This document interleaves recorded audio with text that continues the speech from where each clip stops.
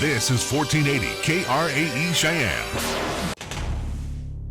What you are about to hear is a sports talk radio show unlike any other that has ever before been broadcast in the capital city of Cheyenne, Wyoming, USA. This is Cheyenne, Wyoming's Sports Talk Authority. The Wyoming Cowboys, the Denver Broncos, the Colorado Rockies, and the Denver Nuggets. The show is local, it's regional, and yes, the show is national as well. Wyoming Sports Talk Today is on the air.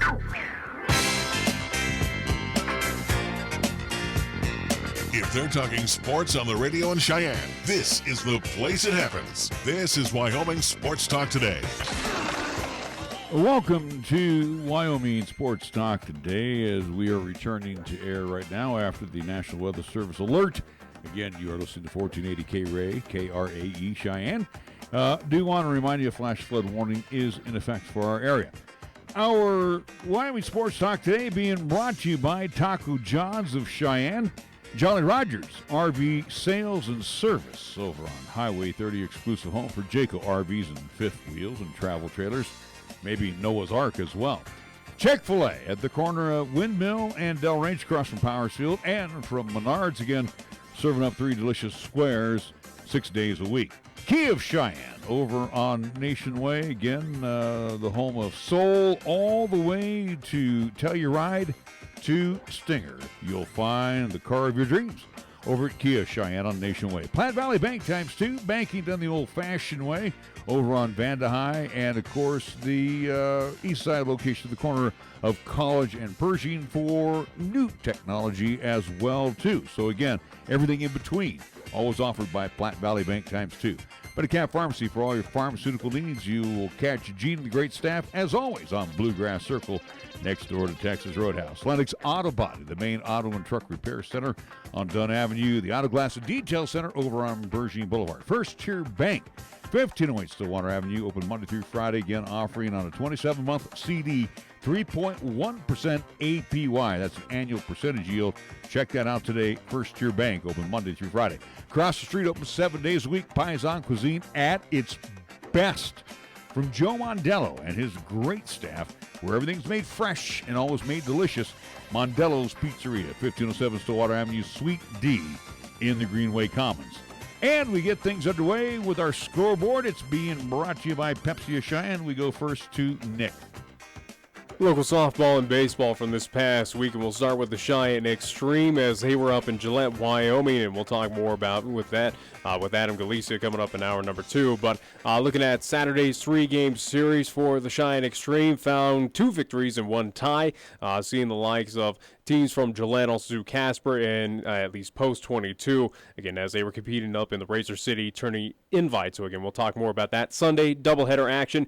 They found 1 victory against the Wicked U, 11-3, and then Sunday, late night contest against the Gillette Blue Jays. Unfortunately, lost that game 4-2. For at least this past weekend, with all the wins, losses, and the lone tie, Cheyenne Extreme are 33-9-2 overall. Cheyenne Mustangs, they were in action at Powersfield this Friday. They did have games at least set for Saturday. Unfortunately, they were canceled. But Friday's doubleheader against Denver North, they found 1 victory early in game number 1, 9-2. And unfortunately, in game 2, they lost to Denver North 4-3. So with the split, Cheyenne Mustangs sit at 10-14 overall. And Cheyenne Post 6, who was in action from Thursday all the way until Sunday down in Pueblo, Colorado, recapping Saturday's doubleheader action, where they found 2 victories against the Parker Lightning, 15-7. Farmington, New Mexico won against them, 9-0. And Sunday's lone contest against the Greeley Gojos, they won that contest 7-2. So with those wins and every other win down there in Pueblo, they are 27-11 overall. Major League Baseball on tap for today. Games that'll get underway when we get off the air at 5 o'clock. Phillies will be at the Nationals at Nationals Park. It will be the Rays and the Yankees in the Bronx. Angels Blue Jays in the Rogers Center. Astros Reds at Great American Ballpark. Mets Bravos at SunTrust Park in Cumberland, Georgia at 5:20. 6 o'clock hour. We'll have the Indians at the Rangers at Globe Life Park in Arlington. Red Sox Twins at Target Field. Marlins Cardinals at Busch. Giants and Dodgers will hook up at Chavez Ravine. That'll be at 8 p.m. for this evening. Orioles at the Oakland Coliseum to face the Athletics. It will be the Brewers Padres at Petco, and the Royals and the M's will take place at T-Mobile Park. Again, all 4 of those last games and starting the Giants-Dodgers all in the 8 o'clock hour. Our scoreboard brought to you by Pepsi of Cheyenne. Yo, this is your cup holder talking. You know me, the little round thing between your car seats. Now, listen, we need to talk. Now, I normally have a nice cold bottle of Mountain Dew in me, but at the moment, I'm empty. That's right, no Mountain Dew. Nothing in here but a couple of quarters and a dime. A fully capable cup holder like me just carrying your loose change, it's embarrassing. Look, I'm not made for loose change. I'm round like a bottle of Mountain Dew. Glistening, cold, and delicious. I'm made to keep Mountain Dew within reach at all times, so you're never far from that incredible bold citrus kick whenever you need it. Just inches from your hand. So find the store already, grab some Dew, toss it back, then place that bottle where it belongs, and put that loose change back in your pocket. Mountain Dew. Do the Dew. You're listening to Cheyenne's new Sports Talk Authority. This is Wyoming Sports Talk Today on AM 1480 KRAE.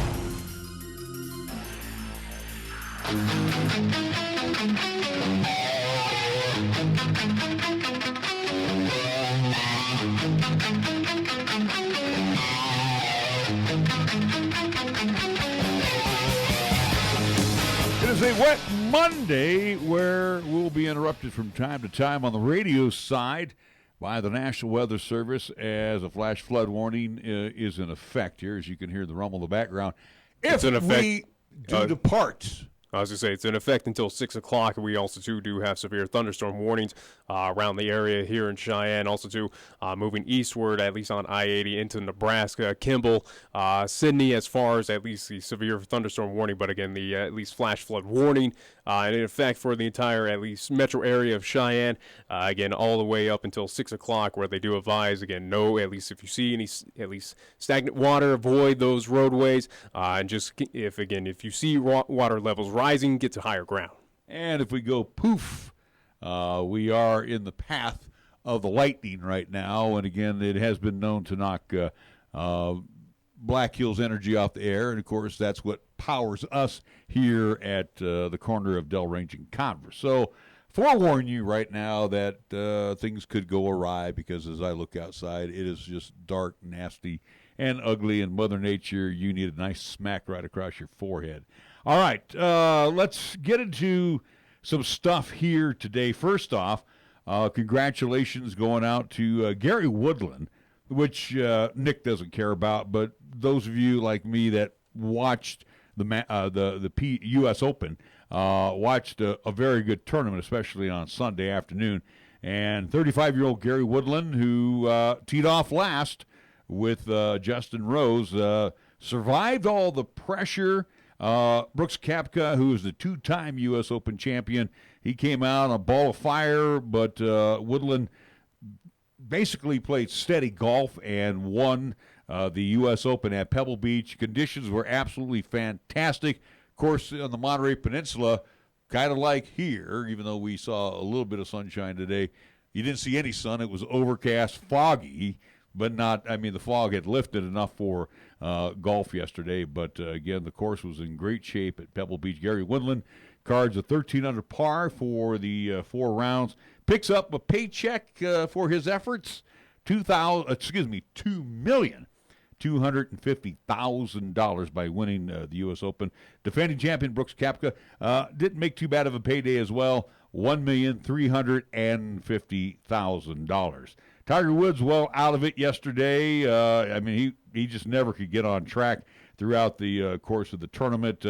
People were still talking, hey, maybe Tiger Woods can break through. -2 for the tournament, so $117,000 for his efforts. So we'll wrap up golf there, the U.S. Open. To him, so at this point, again, it was good tournament from what I read. Only controversy, or at least some folks having issue with clapping, I guess, or at least noise being made. I know at least from social media there were some trolling on the at least golf course. It wasn't happening during the swings, but it was afterwards of folks yelling out. But I at least read that some golfers were having some issue with some of the gallery, at least again clapping, yelling, whatever it may be. But other than that, though, it didn't seem like it was too bad of a tournament. But again, U.S. Open at least finish and done. Again, is the big or at least the big thing around it was if Phil Mickelson could win this thing. Does it matter if he doesn't? He wasn't even involved in it. Yeah, and again, it seems like it is the ultimate, at least major tournament for him that he cannot win, but does it stain his career? Does it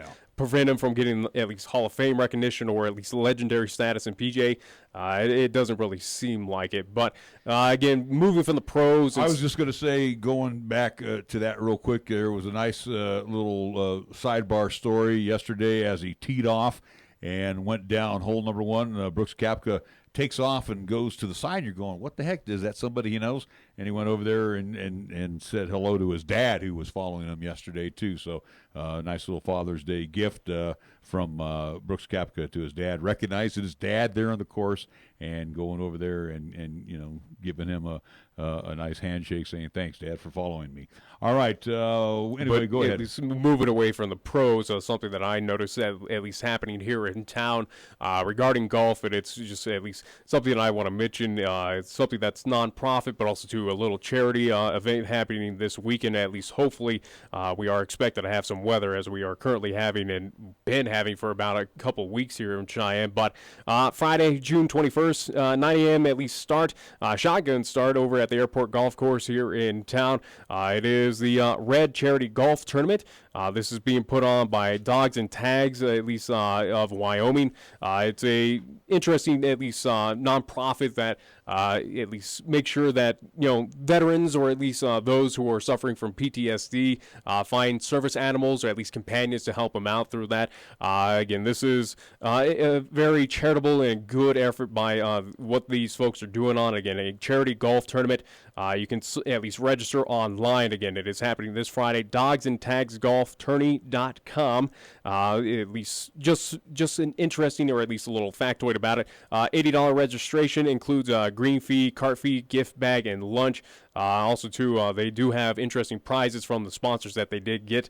At least for it's like a 5-day cruise, minimum $1,000 prize. They also do have little challenges of men's longest drive, women's longest drive, putting contest, and closest to the pin. So just check that out coming up this weekend. Again, regarding golf, a charity golf tournament happening at the airport golf course. Again, 9 a.m. shotgun start this Friday. Again, it is helping out Dogs and Tags, PTSD of Wyoming. Again, a nice cause for our veterans who need help. All right, let's turn our thoughts to Major League Baseball. And I happened to catch all 4 of the games this week, starting Thursday, going through Sunday, with the Rockies and the Padres. And I'm one who's not afraid to issue my opinion on stuff. And here's where I'm at with the Rockies. And they blew a lead yesterday. The trade deadline is not in effect here until the end of July, but you can start wheeling and dealing right now.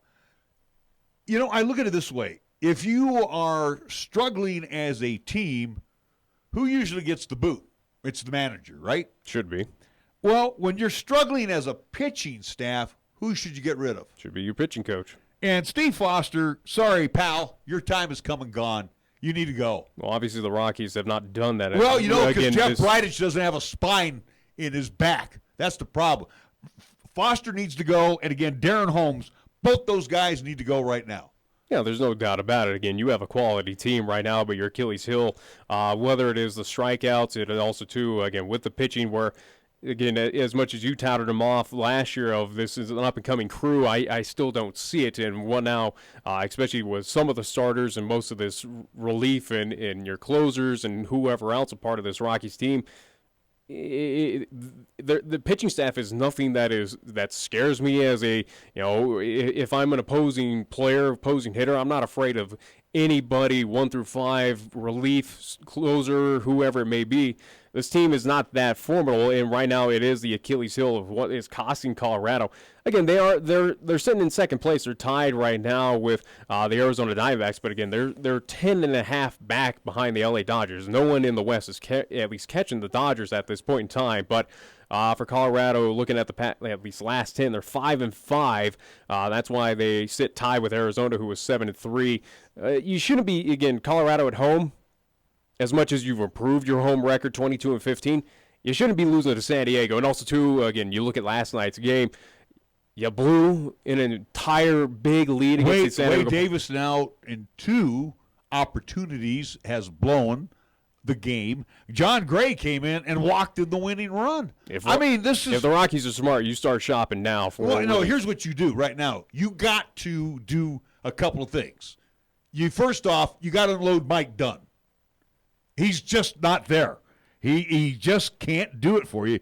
Dunn right now, and I'm looking at these numbers, 7.13 ERA. You're not going to get much for him. You might as well just give him his unconditional release. Here's where I'm at with all of this, Nick. Same thing, too. I run down with Jake McGee. McGee has a decent ERA, but, he just don't have it anymore. Same with Brian Shaw. Here's another clown that needs to go bye-bye. He might be 2-1, and his ERA is a little bit better. They're just guys that are not getting the outs. They can't get an out. Now, whether it's Coors Field or not, here nor there. Wade Davis, same thing. You're paying these guys millions of dollars. This is where I'm really ticked off. Well, with the Rockies, it doesn't matter if it's Coors or if it's on the road. Again, I go back to Chicago where they're allowing 9 runs against a team that, again, the offense is very potent, but, you look at the last 5, starting with the final game against the Chicago Cubs there in Denver, you allow 10 runs to 1, so that's 10. You add 6 of the Padres for game 1. You add 16 for game 2 for the Padres that scored. You add 8 that the Padres scored in game 3, and then last night, 14 total runs. Again, in 5 games, you have allowed just umpteenth amount of just runs to opposing teams that you should not. Here's where I'm at with these guys. You're paying these guys, Davis, Dunn, Shaw, McGee, you're paying them millions of dollars to stink up the joint. Where you've got guys in AAA, you got guys in AA that are probably just as effective, if not better. And I hope they're not holding them down in AAA for whatever reason and say, hey, fans in Albuquerque, come out the game. You can't bring these guys up because of these clowns. So I think you should easily move them down. But again, if they're costing you games and their stuff is not right, what issue is it? We saw that last year with starting pitching starting pitching and some players moving down due to the Rockies saying, hey, you're not ready. We need to get you set in stone. Right now for the Rockies, I think it's very smart to look at Albuquerque and go, all right, hey, Shaw, whoever, you need to go down there because this is not working. Your best pitcher right now, and again, some of these guys don't have that in their contract. You either unload them or give them their unconditional release. Your best starter right now is Herman Marquez, who sits with a 4.57 ERA. 1 loss record, he's 7-3. We'll give him that. Again, Foster, you're the pitching coach. What the hell are you doing with these guys? What are you saying to them? What are you teaching them? Well, what is the issue, or is it something that Bud Black is pushing for him to stay on his at least staff? Is it something that the front office there in Colorado is just holding on to him, that are afraid to start unloading pieces, or at least say, hey, this experiment is not working? They don't want to show panic right now. The Rockies do not want to exhibit You might want panic. to start showing panic because, again, right now, you're 10.5 behind the Dodgers, who are cruising to that NL West. You're not even going to catch the Dodgers. First off, and I was talking to a friend of mine about this last night. Same thing, too. The Dodgers, they are loaded for bear. Pitching, as well as hitting. The Rockies can match them hitting for hitting. I will go there. I think the Rockies... The Rockies are starting to get there where, I think the Rockies lineup is just a tad better than the Dodgers starting lineup. Pitching-wise, no comparison. Look, and Colorado they are at the bottom of the league of where pitching stands of just being awful. Yeah, but you know what? Instead of talking to Bud Black, talk to your pitching coach, and let's find out what's going on. Well, again, if I'm Bud Black, though, I would hope that he's realizing what is happening with his pitching staff. Even when we go back to saying, hey, your hitters are striking out left and right just fairly often for the Colorado Rockies, you wonder for Bud Black, is he noticing this? Is he trying to make excuses at this point? Is he holding on for some reason for Foster to stay there as a hitting coach, or at least as a pitching coach, saying, hey, in due time, it'll all work out? It's going back to cowboy football where the cavalry will come. Well, maybe time will come for our pitching staff to finally get it. You need to get somebody who gets into rear ends, because this is not going to cut it right Well, you now. need to find a guy where you found magic, for example, in San Francisco with Dave Righetti. Exactly. Again, Respected. maybe you look to a former pitcher, or at least a former big name that would be out there of willing to, join your ball club. I would not doubt there is someone out there that would be willing to, be a part of that organization. You need somebody there for the Rockies right now that, A, has been there, did it, done it. I'll give you that. Foster, his career, what a joke. Second of all, the same with the Holmes. He was a terrible reliever. My point is, you need to get somebody out there that been there, did it, done it, and is not afraid to get into, say, hey, you know what? If you don't do it, you're going, look what they did to Lincecum. Let's use him as an example. Let's use Barry Zito as another example. Righetti said to Bochy, these guys ain't got it. Boom. They went out to the pen. They became long relievers. Yeah. So, and the thing is here with the Rockies, they've got arms. One thing that they have built up through the farm, they got arms. Now, whether they're good, bad, or indifferent, it can't be any worse than what they got What now. they have brought up through their farm system is decent. It is nothing great. That's why I wonder right now if Bud Black is just saying, hey, give it time, and they'll be that fantastic pitching staff that we believe in at this point in time. I just don't see it. It goes back to last year where, yes, they had a phenomenal at least core through 1 through 5, 1 through 4. But right now it seems like for Colorado pitching, again, the bullpen has been an issue for how many years at this point in time? We go back to last year where, hey, they invested all this money. It didn't turn out well. You go back to the first wild card opportunity against the Arizona Diamondbacks where what killed them in that game was the bullpen. Bullpen has been the biggest issue for the Colorado Rockies. It's a little bit of issue of, yes, it's with Foster, the pitching coach, but also, too, it's with Bridich of picking up these pieces that did not work out. And the thing is, too, when you have your pitchers not getting you into the 5th inning, these young guns. And again, I was high on the young guns. That would alarm me at this point in time. If you have young arms that are not getting you past and having all this difficulty, things got to change. But I think right now for Colorado, why there is no panic or why Bud Black front office and everything is not moving in, or at least entities are not moving out. Trade talks haven't been at least out there. Releases haven't happened. Is I think because Colorado sits 37-34, you look at right now of wild card standings, they're right behind Chicago and Philadelphia, 2 games behind those two entities of competing for the wild card. Obviously, we have plenty of time, but I think that's why there is no panic. There is no movement right now, at least yet, for the Colorado Rockies, because I would not be surprised if the front office and Bud Black and the rest of that team feel that they are in no dire straits at this point. No, I disagree. I think what you're seeing is they're going to have to be buyers.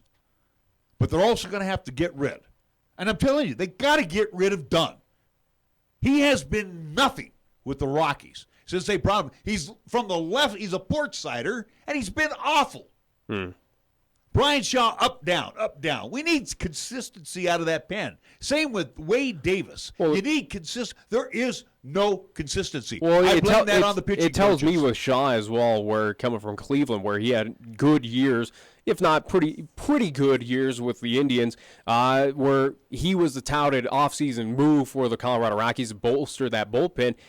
Maybe it was a situation that the Indians realized, hey, his time is up. We don't see that it's going to get any better for this guy. Rockies tried to do something special, kind of almost do a Oakland A's move of, hey, we still see something in you. But right now, I think in the situation of where the Indians got rid of this guy, Colorado picked him up. Colorado's getting the short stint, at least shortest stick at this point in time. But I really think Colorado, though, and as fans, yes, you shouldn't be worrying at this point. Granted, you have a lot of time, a lot of baseball left, but you are sitting for as up and down roller coaster ride this team has been this season and how bad I think they are. You're still sitting right now, again, you're not winning the NL West. Your only shots are at least one of the wild card positions, but again, you're 2 games behind Chicago and Philadelphia, 37-34 at this point in time, June 17th. Not bad. But it isn't worry time. But you should be making your mark and start buying for that wild card. You want to be the number 1 wild card, first and foremost. Yeah. Okay? So if not so much that we've handed the pennant to the Dodgers, but let's put it this way. The pennant is pretty secure for the Dodgers. Yeah, there's no doubt about it. I don't see Colorado moving on some tear to catch L.A. I just don't see L.A. I don't see the Dodgers slowing down at any point in time. But I don't Philly, Atlanta. You still have Philly, Atlanta, Milwaukee, and Chicago to worry about. You have a lot of teams in the NL Central that could do a lot of damage, or at least could take up those spots. Again, Philadelphia and Atlanta, either those could win and get a wild card spot. I think that will come down to almost a game difference at this point in time. As you're probably hearing, again, we have at least fire engines out there outside. But right now, Colorado has to be aggressive, has to do something before trade deadline. Get aggressive out there and fix the pitching. Hitting is there. It always has been there.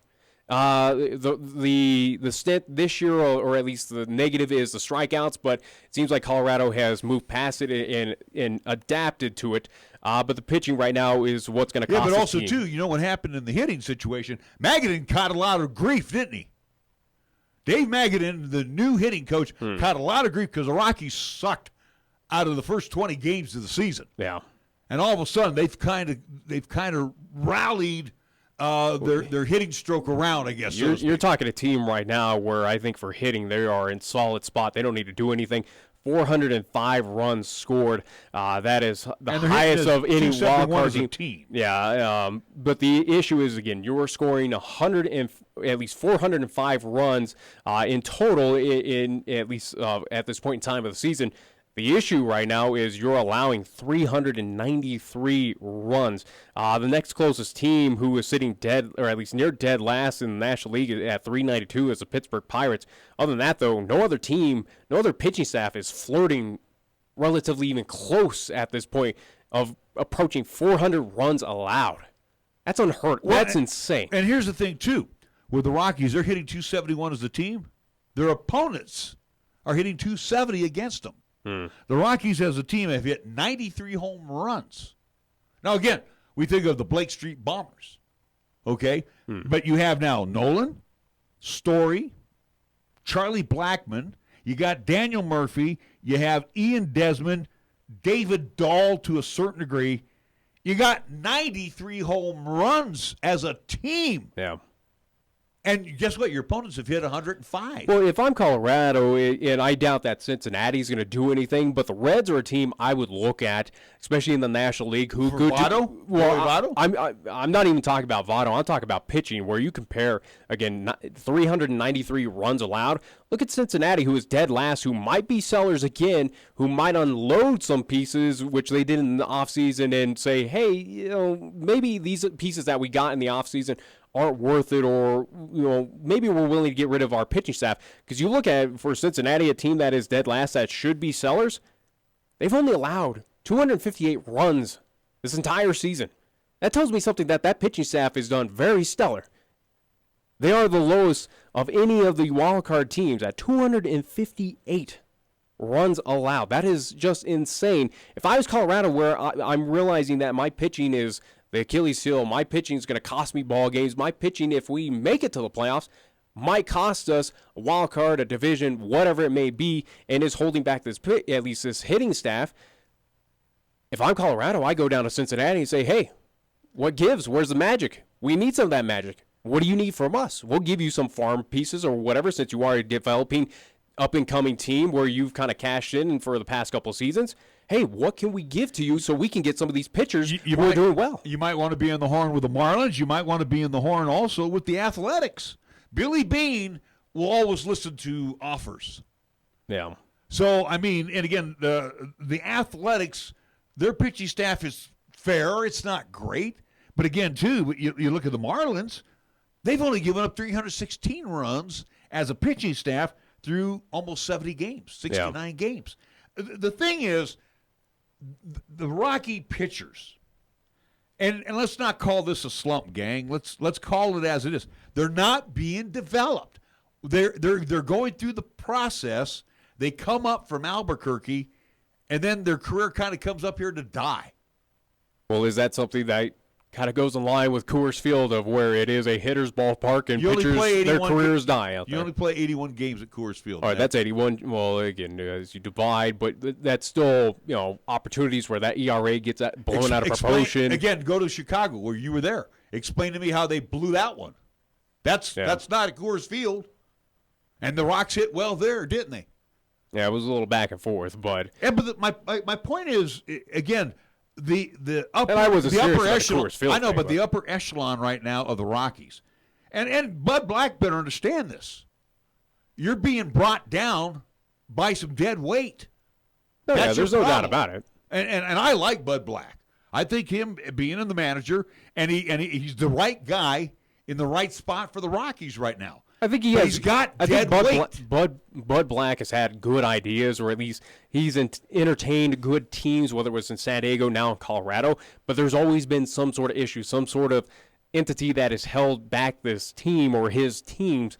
You go back to San Diego, where it had decent pitching, or at least had good, solid pitching, especially some of those starters. But you had kind of dink and dunk pieces around hitting that was not helping out your pitching staff. Something what kind of the San Francisco Giants are running into and some other entities of, hey, we got a decent pitching staff, but we have no hitting, no run support. Here we are in Colorado, though, in the past couple seasons with Bud Black, it's been you have fantastic hitting, but your pitching is just terrible. And it just feels like for Bud Black, he's almost in this sort of curse of where he's just one entity away, one pieces it may be, to get this team into just that next level, get them into that championship quality team. Because I think Colorado has the hitting to be a championship. I think where you were talking about Colorado's hitting is a lot better than Los Angeles. I think absolutely. I think Colorado for up and down 1 through 9 minus your pitchers hitting, but other than that, they're 1 through 8 for Colorado. Yeah, probably one of the most potent hitting lineups of any team in the National League. Well, see, here's the deal with Bud Black. You're the skipper of the Rockies. Grow some. Go in there to Bradish's office and said, hey, look, make me some moves. Here's what I need. I got to get rid of this, and this. I need that. These aren't helping. He needs to go in there and basically put his feet and stamp them together and say, Jeff, damn it, this is what we need. I would assume that Colorado is going to be aggressive before trade deadline, or at least make some moves. I would be very shocked if they didn't. If this team stood pat, or even just unloaded a few entities and just didn't do anything, I'd be highly shocked. And that shouldn't be what the Rockies should end up doing, at least coming up the next couple of weeks. This team, they're two games behind in the wild card at this point in time as we start looking at where playoff seeding is, who is in running and contention for playoffs and postseason. Rockies at this point of how roller coaster it's been, you still got a shot. You're still within it as much as it's hard for me to believe of how bad they are. But, for Colorado, they got to be aggressive. They can't settle for anything less. They have.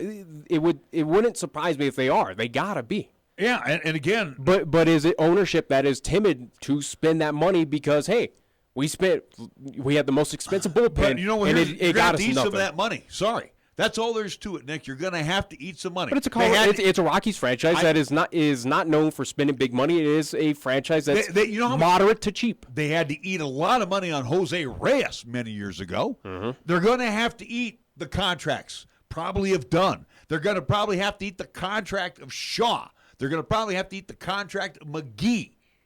These three guys got to go. But will Rockies ownership allow that? Will they want that? Because it's a team that does kind of get things on target. Nobody wants those guys. Nobody wants, like you said, Shaw. I think it's time. Even though there's going to be some team out there. But Dunn, I don't think anybody's going to want Dunn. His numbers. There's some team that's going to be out there shopping for him. Okay. Let's be honest. We go back to. I don't think they're going to want to pick up his salary. We look at some of the entities for the Giants that picked up, especially in their bullpen. You go with Sam Dyson. Sam Dyson was awful with the Texas Rangers, but for whatever reason he got released, and the Giants picked him up. There's some team that's going to find some value. They released him. They released him from his contract. Yeah. Now again, I don't know what the contracts are for Dunn. I don't know what the contract is for Shaw. I don't know what the contract is for Davis. You know, as you get to being a veteran in some of these clauses, you know, they get paid whether they get dumped. Yeah. So well, you have that security blanket, and that's there's nothing wrong with that. No, but they it is against that ownership and that general manager and that front office of, are you going to eat that money? Are you going to do it once again? Where the Rockies, as you mentioned, have felt that pressure. They've been through it many a time. Do they want to do it again? And it goes again with this bullpen that was the most expensive bullpen in baseball, has now netted you probably just awful losses, high ERA, umpteenth amount of home runs against. This bullpen that was you spent so much money on, does it put a little hesitation on the Rockies or ownership to go, we tried that experiment, it didn't work, we're not doing it again? Because, again, Colorado is not San Francisco, it is not New York, it is not Boston, it is not these big markets that are willing to spend umpteenth of money and go, it didn't work, okay, we move on. You saw that with New York. You see that with the Giants. You see that with those big teams that are sitting atop of MLB that are going to spend money to buy those championships. Right. LA Dodgers, another one. But don't kid yourself, though, Nick. The Rockies are making a pile of money. But it is a cheap franchise. I understand that. The Monforts are cheap. Not going to take that away from them. But the point is the Rockies got the capital. No, there's no doubt about it. Matter of fact, as I was driving home Saturday, they were talking about the crowd. I can't remember what, and I know yesterday was a near sellout. For the dates that the Rockies have been home, let me see how many home dates they've had. They have been home for 37 dates. They've drawn well over 1.2 million. You know, I mean, this is a franchise that's going to probably draw, I would say, somewhere in the neighborhood of 2.5 million plus, probably 3 million. I will give them again. They'll flirt with top 10 probably attendance in MLB. You figure 81 home dates and average 30,000. So we're talking 2.5 mil. That's 2.5 million. That's just money, people coming through the gates. Your cheapest ticket is what, the rock pile. Yeah, the rock pile at $4, $5, whatever it is. But you know, you're not talking television monies and all the other stuff that you get, and whatever the league is supplying to the Rockies. The point is, the Rockies either got to pony up to the bar. This is where I say Bud Black needs to go in, sit down with the general manager, say, you know what, I've got to have this. We need to get rid of that. I would assume and hope, or at I would least, assume he's got that. If you're a Rockies fan, you would assume and hope that Bud Black is doing that now. Of where, hey, Bridich, whoever, let me talk to you. We got a good team here. But I'm hurting in this area. I'm hurting. My pitching is just awful. I need a redo at this point in time. This team, they're three games above 500. At least two out of it in the wild card, or at least from the second wild card spot behind Philadelphia and also to the Chicago Cubs. It's there. It's there for the taking. At least the wild card. There is no shot at at least NL West. That is something to be honest with both of ourselves that the Dodgers have that wrapped up. I think that's a guarantee at this point, June 17th. Dodgers are winning the West. There's nothing short of that. But the Rockies have a legitimate shot at this point. They've clawed their way out of the cellar, and they have an opportunity now to, solidify a spot. As much as they've solidified spots in the past, and it's dropped out of their hands. So, what to expect out of this team, it's going to be determined here in the next couple of weeks. You would assume that Bud Black is addressing this now. And I know we need to take a break. We got 9 teams. 3 of them are going to be division winners. There's 6 teams vying for 2 wild card spots right now. And technically, you can't throw the Padres out of the mix. They're 35 and 37. They're only 2 games under the Mendoza line right now. Technically, well, they're 2.5 behind Colorado. And you technically can't throw out the Mets. They're 34 and 37. Yeah. So there's Washington's probably your fringe at 33 and 38, but other than that, though, Miami is not. Pirates are not. Cincinnati, no. Giants no. So the thing is, I sit here and I look at this, and I'm going, you got teams that are willing to start unloading. They got to unload payroll. You got the money. The Rockies got the money, so don't even think that they don't. But the Rockies have to be aggressive where you look at the East. I think the East is going to have 2 representatives. You're going to have your division winner in either it's Atlanta and Philly as your wild card, Mets, I still have a hard time believing in what they could do. They're sitting 5 games behind Philadelphia. Mets have just not impressed me. But you look at the Central, though. The Central is in a division where you got to always keep a close eye on where they could have multiple representatives. Milwaukee right now sitting at the top. I still think they'll be your division winner out there in the Central, but Chicago is never out of it. And you can't write off St. Louis. You never can write off the Cardinals. They're sitting 3.5 behind Milwaukee, 2.5 behind the Chicago Cubs. They're sitting at 36 and 34. So they are one game at least. They've played one less game than the Rockies. After the Dodgers, there's 3 teams in the battle: Rocks, Diamondbacks, Padres. So but this is starting where we have a good litmus test, and we're seeing how MLB is shaping up. Rockies are in the middle of a lot of traffic and a lot of other teams that are going to try and step over them and take those spots, those 2 precious spots at this point in time. And will the Rockies have enough gas or at least enough pieces to carry them to the promised land? I still don't see it. I really don't, especially when I look at that Central, where I think that Central is going to have 3 representatives and that East is going to have 2. Well, the Rockies are going to be on the outside looking in if they don't make any moves. And again, I gave them some fuel to help them make those moves, because there's 3 pieces of, there's actually almost 4 pieces of dead weight that need to go, and a couple of staff members that definitely need to go right now. And again, if you are going to win, if you're going to win, you got to have both elements. You got to have the pitching to go with the hitting. Rockies are halfway there right now, and you need somebody there to direct them, teach them how to pitch. And evidently, Foster doesn't know how to do that. Holmes doesn't know how to do it. I'm sorry. I put it on a parallel of what we're seeing over in Laramie, where, hey, it's his guy. Maybe, we'll give him a season Bud or Black 2. inherited them. He inherited them when he got hired. They were on Walt Weiss's staff. Well, and he never made any changes. He's giving them a chance at this point in time, and it's something we're seeing over in Laramie right now. It's a 3-year experiment that needs to end now. All right, we do need to take a timeout. We'll be back with more after these words here on 1480 KRAE. This is the time of year you will see motorcycles riding around town and on the highways. All motorists are reminded to safely share the road with motorcycles and bicyclists, and to be on the alert to keep these riders from harm. These could be your neighbors, your friend, or someone's mother or father. Motorcycles and bikes are cautioned to make themselves visible to other motorists. When you come to a stop, always look left and right before proceeding. This will help prevent an avoidable accident and will keep everyone safe. To all drivers on Wyoming roads, be mindful and vigilant. Paid for by Federal Highway Safety Funds. Check out the huge savings this week at Town & Country Supermarket Liquors. Here are just a few of the terrific weekly specials. Our Super Radio buys heard only right here feature Admiral Nelson Spiced, Cherry Spiced, or Coconut Spiced Rum. 750 milliliter bottle, $5.99. Bud Light Lime or Orange 12-pack, 12-ounce cans, $14.99. And Seagram's Extra Dry Gin, 1.75-liter bottle, $16.99. Town & Country Supermarket Liquors on the South Greeley Highway, Cheyenne's low-price leader. You're looking for fun and adventure? Kia of Cheyenne is the place to start, and the 2019 Kia Sportage is what you need to drive. I'm AJ Miller. The 2019 Kia Sportage will give you what you need to make things happen.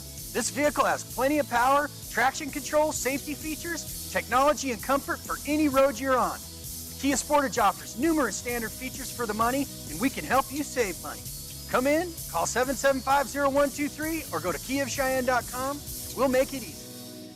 Taco John's presents Olay the Day Pep Talks. Human history has shown anything is possible with inspiration and hard work. The 4-minute mile, a man on the moon, a water skiing squirrel, and now sirloin steak burritos from Taco John's. Sirloin steak burritos are back at Taco John's. Stuffed with hand-carved sirloin steak and bold flavors like the melty, savory grilled cheese steak burrito, plus steak and shrimp or steak and potato olays. And for the morning, 2 steak and egg breakfast burritos. Sirloin steak burritos are back, but only for a limited time. Olay the Day at Taco John's. Summer is just beginning, and it's a great time to plan all your home improvement and remodeling projects. This is Lexi. And this is Aaron from Platte Valley Bank. A home equity line of credit can help finance summer projects, but can also fund summer fun like a boat, ATV, or even a convertible. Stop in either Cheyenne location, and we'll show you the hidden value in your home with a home equity line of credit from Platte Valley Bank. Platte Valley Bank, member FDIC, equal housing lender. Credit subject to approval. Certain restrictions apply. Chick-fil-A is a proud supporter of our high school athletes at East, Central, and South. May the school year bring success to all of you. Before you start your day, stop by Chick-fil-A for a hearty, delicious, and satisfying breakfast. Only at Windmill and Del Range. Breakfast is served Monday through Saturday from 6 in the morning till 10:30 a.m. Breakfast with Chick-fil-A, the most important meal of the day at Windmill and Del Range. Here's the latest weather forecast on 1480 KRAE. Weather-wise for today, mostly cloudy with a chance of showers and thunderstorms all day. Expect a daytime high of 66. For tonight, mostly cloudy. With showers and thunderstorms likely, our low dropping down to 46 degrees. Tuesday's forecast continued mostly cloudy with showers and thunderstorms likely. Look for a daytime high of 67. And for Tuesday night, mostly cloudy. With scattered showers and thunderstorms, our low dropping down to 46 degrees. When it comes to sports talk in Cheyenne, it's a whole new ballgame. Let's play ball! You're listening to Wyoming Sports Talk today, and it's only here on AM 1480 KRAE.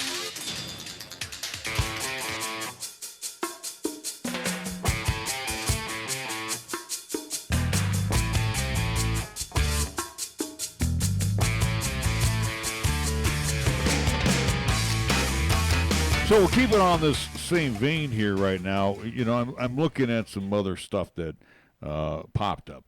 So last year, the Rockies spent $106 million on their bullpen. You said that they most spent expensive, most expensive bullpen. And there are three arms that they got: Wade Davis, Brian Shaw, and of course they upped the contract to Jake McGee. In those three names that you toss out there who got all that money, underperformers. Well, yeah, they were massively underperforming. But at the time we go back to last year, and we were talking whether it was with Thomas Harding, whether it was with Jerry Schimmel, whoever again we had on talking about the Rockies.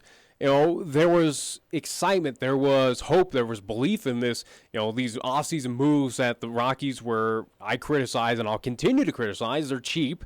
Well, they opened up the money, at least the paychecks, the pocketbooks, and they said, hey, you know, these guys are promising. They did well at their former teams. They look like if they could gel well with the Rockies, these might be our final pieces to do something special with this team. Well, yeah, they've massively overwhelmed, but, you know, I give credit to the Rockies of being aggressive, taking a chance on these guys, but now you got a good understanding of what they're going to be a part of your franchise, and you got to move on. You got to take it as it is, eat those contracts, or do whatever it may be, and move on and look at who else is on the market. But also, too, you need to develop these guys or work with these guys, and this is where I got a problem with both Foster and Holmes right now. I think they're just too comfortable in their positions. They've been there for a while. You know, they're in a position where, hey, I haven't done any harm, or it's not my fault. My job, these guys suck. Yeah, you know, and it's like, no, you need to be developing them. You need to be sitting down with them. You need to take the bull by the horns and say, hey, Davis, you know what? You're going to lose this position here. And Davis will go, well, I don't care. I make $16 million. You know what? Out. I think with your hitting coach and your pitching coach, they are not leaving this team anytime soon, or at least this season. Scenarios, if the Rockies don't make it to the postseason, which, again, is still a good possibility for this team, that would be the only reason why I would see you would lose a Foster. You would lose your hitting coach at this point in time, where, hey, we've been trending downwards. You haven't done anything for my staff where we were aggressive and got these entities for you guys to coach. You haven't done anything. Bye-bye. Do I see either of those two entities leaving during the season? No, it's not going to happen. Let's be real with that. Now, regarding your pitching staff, or at least your relievers, again, where you're talking Davis, McGee, others that may need to go as well, because at least from the Rockies, you would hope. Again, it's hope, and you would like to think that the Rockies are going to address this, be aggressive, and pick someone up. You know, we have names being tossed out throughout the market, including in the NL West. Obviously, the NL East with the Miami Marlins. You're going to have it with the Cincinnati Reds, possibly, as I discussed off air with you. The Reds, you know, as much as I said, hey, Rockies, go look at the Reds pitching of what they've been doing this season, where it's been pretty phenomenal. Again, 253 runs scored, or at least runs allowed for that pitching staff. You might want to take a look at what kind of special magic they got going on in Cincinnati, but will the Reds be sellers? This is a team that was aggressive in their offseason to get some big-name pitchers, to go and get some hitters, develop this team and get them out of the bottom of the basement there at the NL Central.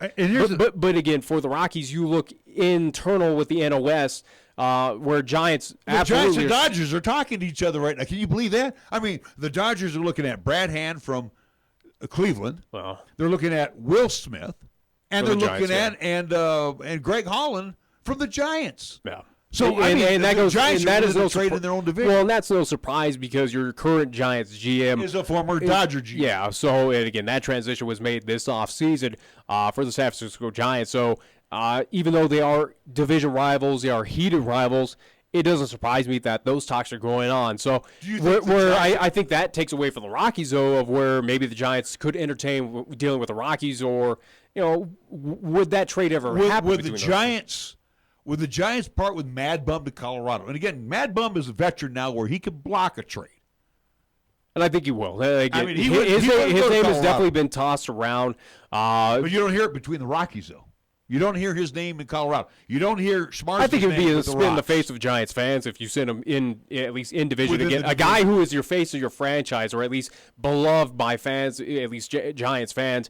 I think that'd be the ultimate spit in the face behind of joining the Dodgers, but at least joining the Rockies, who is another in-division rival, or at least a big-time rival for the Giants.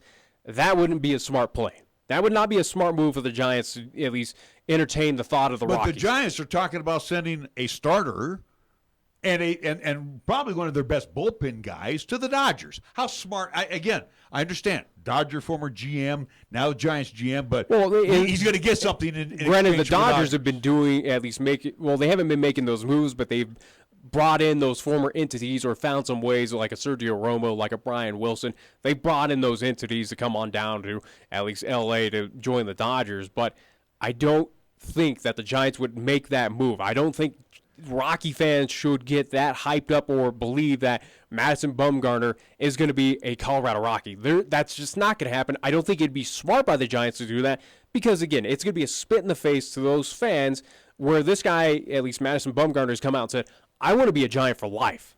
Now the Giants brass is saying at this point in time he's not going to be a Giant, that we're going to shop around because we are that bad at this point in time.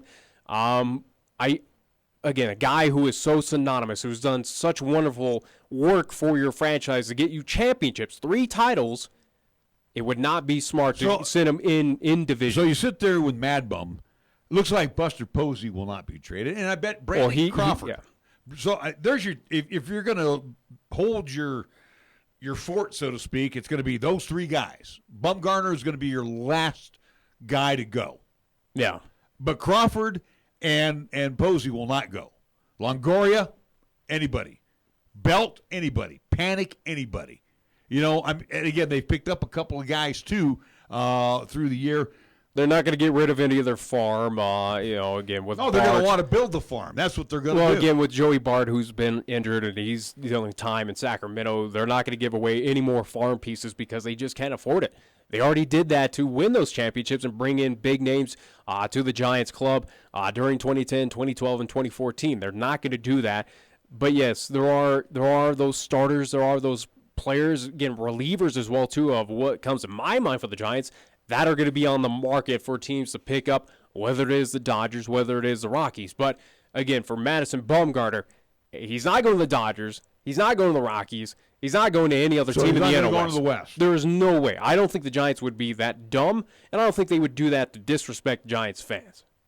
I hope not. I think that.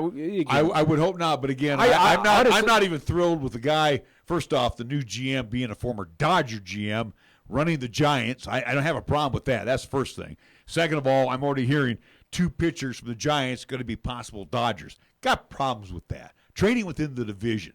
That's just my opinion. Well, Dodgers farm system is pretty solid. So if we can get something, or at least for Giants, you get those quality pieces from Dodger, at least farm systems. All right, I entertain it because Greg Holland, he's been up and down. Why don't the Giants talk to the Rockies about Will Smith? Because does anything in Albuquerque or the farm system for the Rockies at least intrigue me compared to the Dodgers, who have been consistent. You look for over a decade now, have been winners. Yep. They've been doing it by buying out the Boston Red Sox or bringing up, farm pieces, whether it is a Bellinger, whoever it may be. They brought up a lot of talent from their developmental areas. I'd rather, if I'm the Giants and I'm at least that GM right now, I look at Colorado. Their farm is not, at least in my opinion, not as developed compared to the Dodgers. Dodgers, who are dominating this season, dominated every other season, have been a phenomenal, at least, outfit and franchise. Granted, they have not yet won a World Series, but they're consistent. They win. And they win with those developmental players. I think with the Rocks, though, over the last 3 years, they have really drafted well. They've got a couple of pieces that may be ready, but we'll have to wait and see. Before we take our last break here and get to the top of the hour, I do want to mention that we will have Cheyenne Extreme in today, right? Head coach Adam Galicia will be in, and also Trista, how do you say her last name? Stehwien. Well, we'll hope we'll have her tell us how to say the last name. Anyway, they'll be joining us here coming up at the 4 o'clock hour. The New York Mets put pitcher Noah Syndergaard on the 10-day injured list with a strained right hamstring, and then saw Jason Vargas leave Sunday's start against St. Louis because of a cramp in his left calf. So where I was talking about the Mets might be making a move, looks like they're way too inconsistent. Maybe you're right on that one. The Mets also activated second baseman Robinson Cano from the injured list and put him in the lineup against Cardinals. That's a team that we talk about the Yankees, and the Yankees have had a big IL. The Yankees picked up another piece as well too with Carcion. Yeah, again picking him up. But what's Seattle doing? They're fire selling right now. They're already fire selling the team now. Yeah. Again, too, Robinson Cano comes back from the IL. The Mets have been a walking wounded as anybody else. They're at least from starting pitching from players. They are a solid outfit, but the injuries have just been killing this team, and that's why I have no faith that they'll make it to the postseason. This team is just so battle wounded and just missing pieces left and right. I don't see them surviving and staying away from the IL at any point in time of the season. They're just fighting off those just weird wounds at this point. All right, we do need to pause and get ready for hour number 2. Again, we had a severe thunderstorm. We also have flash flood warnings. So, again, all in effect, be extremely careful as you're out and about. Most of the storm activity moving east. And, again, for our friends in the western Nebraska Panhandle, you might want to be on the lookout for, again, very, very tough weather headed your way. Out here, we're in effect until 6 o'clock tonight for the flash flood warning. So, again, storms still moving in and out as we are dealing with this weather for about, at least for the remainder of this week here in this part of the area. Yeah, Mother Nature, thank you. Appreciate it. We're going to take a time out. We'll be right back with more after these words here on 1480 KRAE. For almost 60 years, 1480 KRAE has been Cheyenne's home for good times and great oldies. Add to that live play-by-play sports featuring high school football and basketball, along with LCCC men's and women's basketball. Now combo that with KYOY-FM, and you have Cheyenne and the area's only locally owned AM and FM radio stations. But we don't stop there. We also have 2 FM translators which serve the area with programming from both KRAE and KYOY. And that equals a lot of bang for your advertising dollar. Radio yesterday and now today, along with our websites, web streams, and digital ventures, makes us your one-stop shop. For more information, please call Larry Proetti at 307-637-0301. First Tier Bank strives to remain competitive and offers some of the best CD rates in the community, as well as area banks and credit unions per Rate Watch reports. How does that make a difference to you? First Tier Bank can assist you in securing some of the best rates on CDs. First Tier Bank offers the personalized customer service you've grown accustomed to and deserve. Plus, feel confident that your finances are taken care of by a responsible, knowledgeable staff. Call 307-632-3500 and ask for Caitlin or Debbie. Member FDIC, Equal Housing Lender. When you say Mondello Pizzeria, think authentic Italian. When you say Mondello Pizzeria, think made fresh from scratch. When you say Mondello Pizzeria, think great pizza, delicious Philly cheesesteak, superb hot and cold Italian sandwiches, meatballs, sausage, and special subs, calzones, crisp salads, and great service. When you say Mondello's Pizzeria, think unmatched Italian taste. Mondello's Pizzeria, 1507 Stillwater Avenue, your only true Italian stop for lunch or dinner. Is the touchscreen on your phone or tablet cracked or broken? Buying a new device could cost up to $1,000. Or you could let the local experts at High West Digital Solutions save you hundreds of dollars. We can replace your touchscreen in as little as a day, and your satisfaction is guaranteed. Visit our website at hwds.com or call 307-245-4333 and speak to a real live human being. High West Digital Solutions, the best choice, the local choice, the right choice for you. Right now it's time to head over to Jolly Rogers RV Sales, Parts, and Service for low prices on outstanding RVs in Wyoming. Your local, exclusive Jayco dealer wants you to check out their closeout deals as well as their 2019 inventory of trailers, fifth wheels, and toy haulers. You can save up to 30% on select models with approved credit. You can find them at 6102 East Highway 30. Jolly Rogers RV Sales, Parts, and Service is a proud sponsor of LCCC men's and women's basketball, also our local high school teams too. You can actually get something good for your health at a drive-through window. When you order your next prescription from Medicap Pharmacy, call ahead and use our drive-through window. Or you can call for free delivery. You can even log on to Medicap.com and order a prescription refill. Your Medicap pharmacist will call you to make arrangements for pickup or delivery. Medicap Pharmacy will always make time for you. Medicap Pharmacy, 1947 Bluegrass Circle, next to Texas Roadhouse in Cheyenne. Or call 635-3712. This is 1480 KRAE Cheyenne. Also being heard on translator K266CC Cheyenne at 101.1 FM. What you are about to hear is a sports talk radio show unlike any other that has ever before been broadcast in the capital city of Cheyenne, Wyoming, USA. This is Cheyenne, Wyoming's Sports Talk Authority. The Wyoming Cowboys, the Denver Broncos, the Colorado Rockies, and the Denver Nuggets. The show is local, it's regional, and yes, the show is national as well. Wyoming Sports Talk Today is on the air.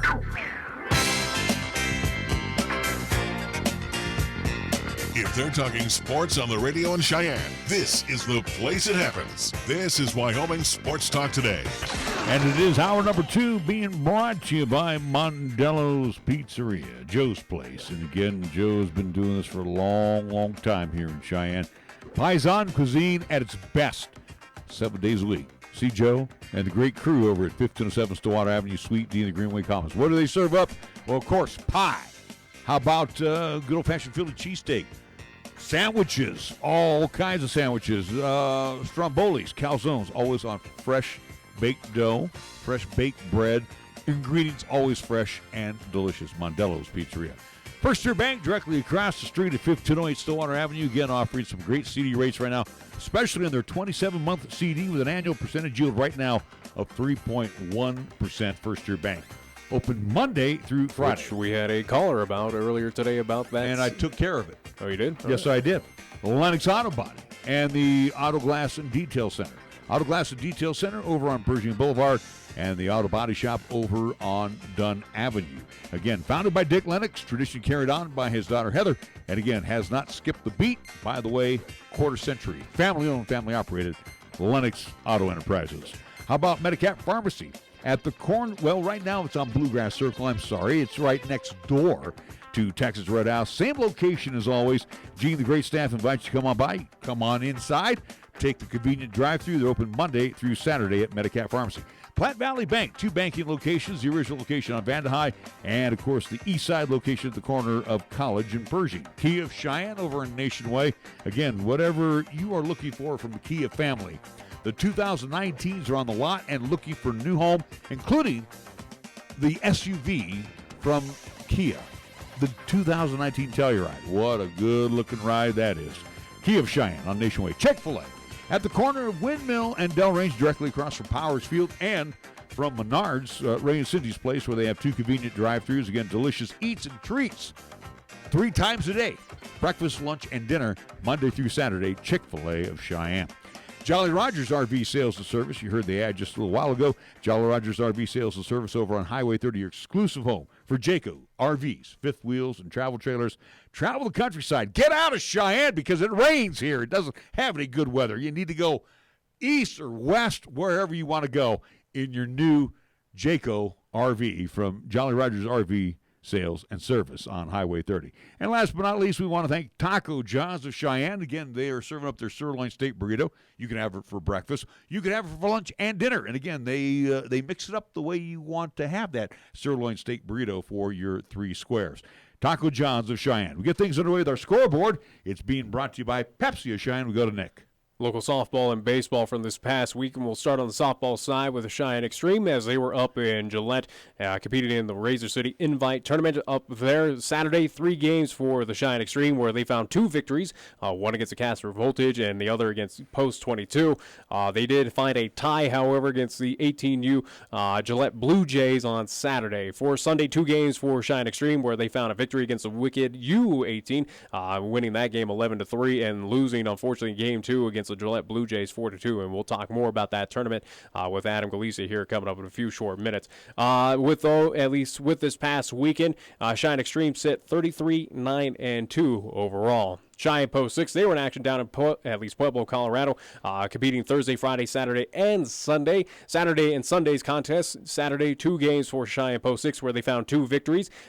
First victory was against the Parker Lightning, 15-7. Game number 2 against Farmington, New Mexico, won that game 9-0.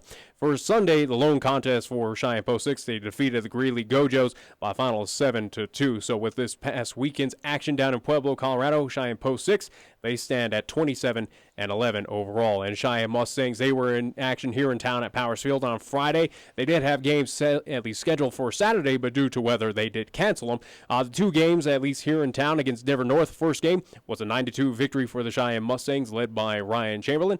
And game number 2 against Denver North, they unfortunately lost that game 4-3. So splitting this past weekend, the 2 games on Friday, Cheyenne Mustangs stand at 10-14 overall. Major League Baseball games getting underway. When we check on out, it'll be the Phils and the Nationals at Nationals Park. Homecoming for one Bryce Harper.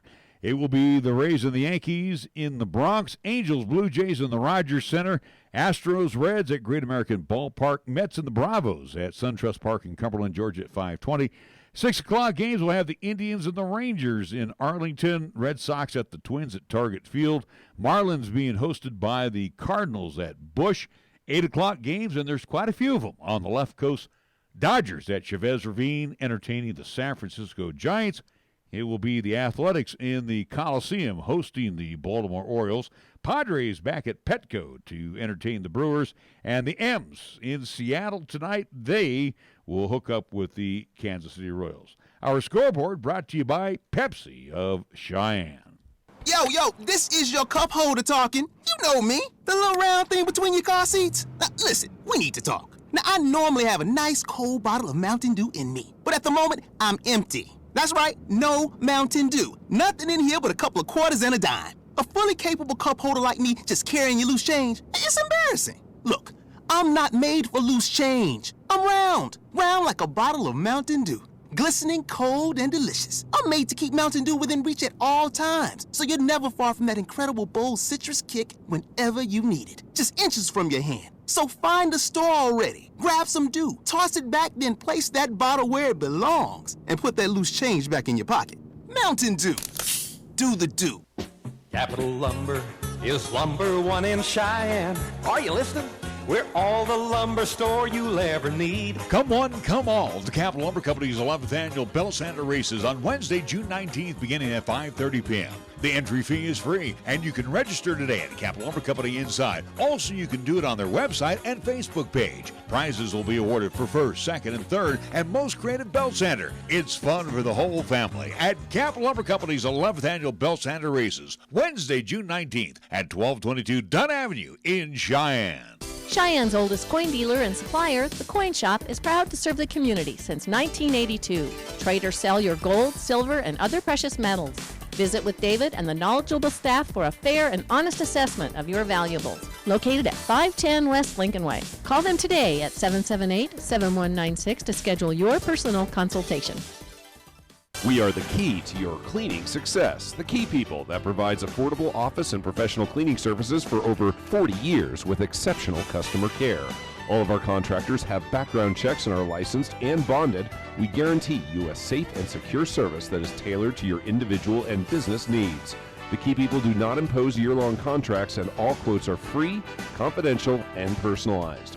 Call Key People at 1-800-468-8283 That's 1-800-468-8283. Taco John's presents Olay the Day Pep Talks. Human history has shown anything is possible with inspiration and hard work. The 4-minute mile, a man on the moon, a water skiing squirrel, and now sirloin steak burritos from Taco John's. Sirloin steak burritos are back at Taco John's. Stuffed with hand-carved sirloin steak and bold flavors like the melty, savory grilled cheese steak burrito, plus steak and shrimp or steak and potato olays. And for the morning, 2 steak and egg breakfast burritos. Sirloin steak burritos are back, but only for a limited time. Olay the Day at Taco John's.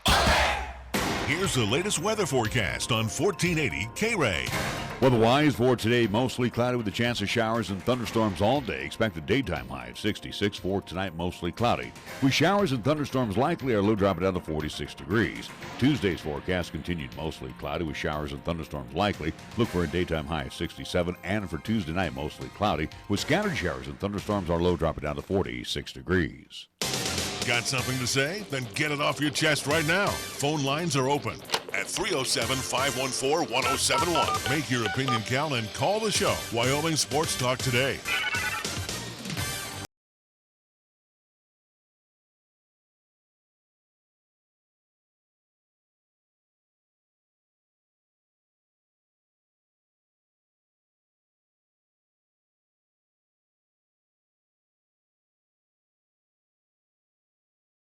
Wyoming Sports Talk today. Cheyenne Extreme Day, 18 and under extreme team managed by Adam Galicia. And we're glad that Adam joins us here. We were chatting off air, and not one of the better offensive performances by your squad. And you get one of those weekends once in a while, but Which is weird to say, especially where we look at. I didn't break down the scores, but you look at Casper Voltage, you won 13-1. At least looking at the Wicked U team out of Rapid City, winning that game 11-3. You came back against Gillette to tie 6-6, but it's kind of weird as you're talking about. Not an offensive weekend, but looking at some of those scores, I mean, offense was certainly there. I mean, it showed up when you needed to, but. You got an early Father's Day gift on against Gillette in that, again, a tie, as we would call it, kissing your sister, I guess, kissing your brother. But you know what? Your team was down 6-2 and battled back to tie when they called it. Yeah, and honestly, that out of the whole weekend, that was the game I was most proud of. Other than the post-22 game, that was a tough battle too. They had a pretty solid squad, some really good pitching. But that one thing the girls have learned that they become who they are is they've learn how to battle. We've talked about that earlier in the season, that's what they have to learn how to do. Some of them are coming off teams that didn't have that much success in the past, and coming to this team and getting that different mindset of just being ready to battle. I mean, if you got one strike left, we still got a chance, and so we were doing that. The post-22 game also, where it's a back and forth game, and I mean, we made some plays, hit some balls, and as far as the offensive thing, it's we had some good performances, but we struggle a little our 1 through 5. I think we got 20. They go 20 for 73 this weekend, basically, and which is very uncommon. Not laying any blame or anything. Sometimes that happens. That's baseball, softball, and if we have our normal offensive production, things probably go a little bit different for us. Yeah, but let me finish on that thought though. When you have a situation where 1 through 5 goes 20 for 73, then you look at the bottom part of the order. They're there to pick them up. That's why you bat everybody. And again, like you said, it's not over till that last strike. Oh yeah, and the girls, the great thing about this team is they all recognize it. And we have our post game little talks and. And the girls all recognize it, and they compliment the bottom half of the order about how they stepped up and produced. And, everybody recognizes what they did or didn't do. We don't need to harp on it or anything as a team. And it's a team game. You put 9 or 10 players out there, and let's see what we can get done. Well, going back to this past weekend up in Gillette, again, the Razor City Invite Tournament, where you saw a lot of teams, whether it was from Casper, Gillette, and the 2 Rapid City teams. But, again, focusing on Casper and also 2 Gillette Blue Jays, 2 teams that you'll eventually see in the state tournament. You've already seen Wild Pride, but at least getting introduction and seeing these teams before you get into that state tournament, I mean, obviously that was a great help for your Cheyenne Extreme, for your players to get acclimated, so to speak, and get a good look at them before we have to, again, where it's all on the line, so to speak, for the Wyoming State Tournament. Yeah, and definitely it was good to see the Gillette, and they've been down a couple tournaments in Colorado where we've been. We just haven't met up at any time, and Gillette's, they got some quality pitching this year. They got 2 or 3 pitchers that are throwing really well, and they threw different girls threw really well against us. So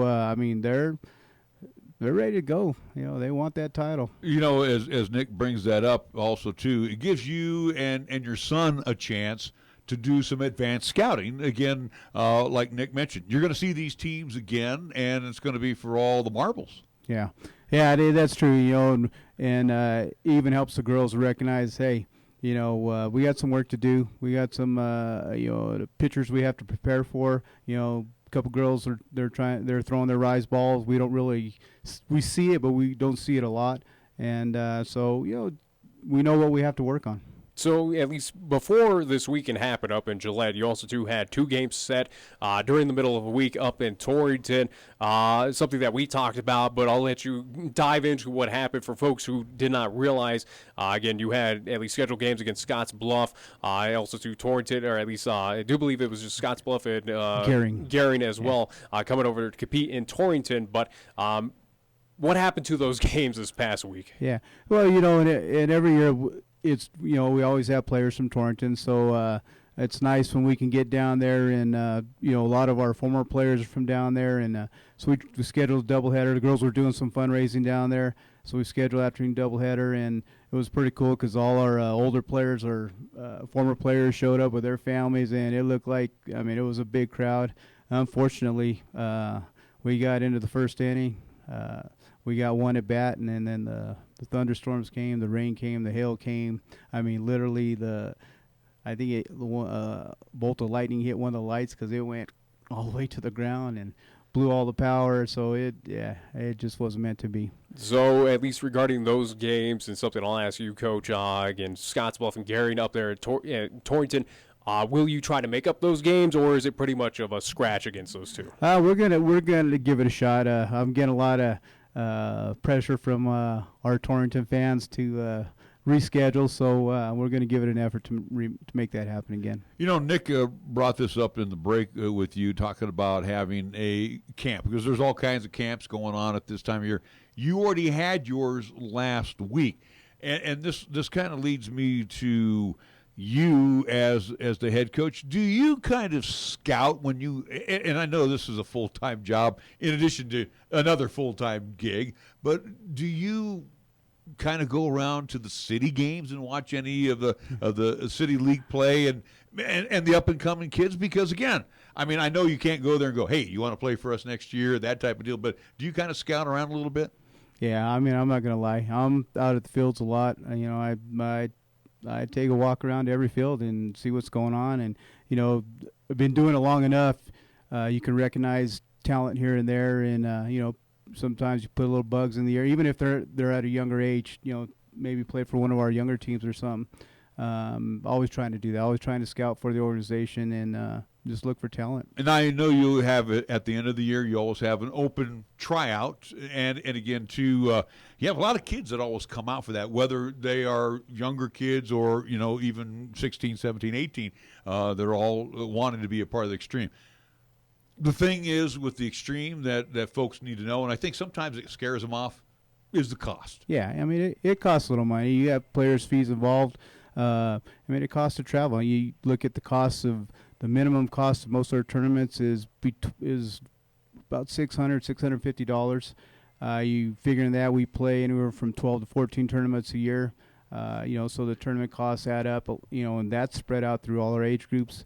So then we get uniforms every year. So there's a lot of fees that go along with it. And then it costs every weekend just to live, just to travel for the family to go down there. Gas, food, hotels. That's not included in your player fees. The one good thing though is we're about a third of the price for the Colorado team. Right. So we're being interrupted right now. Again, on the web stream, you can catch all that's going on. We're being interrupted by the National Weather Service. Just a flash, flash flood warning. Just a reminder for here in town. Again, effective until 6:00 tonight. again, around the city of Cheyenne. So just keep an eye out around the roads. And we're talking with Adam Galicia, who is the head coach of the 18 under Cheyenne Extreme. I'm trying to stall here so we can get him back live on the air in addition to our web stream. Again, the 18 under Extreme team in action this weekend. Nick, I think it's or at least to you. There'll be at least an action coming up this Thursday. You'll have a doubleheader starting at 5 o'clock, tentative schedule. Again, as we're expecting more weather like this, at least later in the week, so hopefully we're able to play more softball here in town, especially since it is such a rarity at this point for the Extreme to play over at Converse Park. But 5 and 6:30, at least tentative start times, doubleheader action for the Extreme taking on the Colorado Rockettes. Again, as they are happening over at Converse Park. As you talk about the costs and everything, and something I asked you off air before we got you in the studio, you talk about the cost for the team, players, and everything. But for fans, though, for fans who may want to, or on the fringe, who are curious about the Extreme, want to check out a game, but say, oh, I can't, I don't have the pocket cash, or I don't have anything.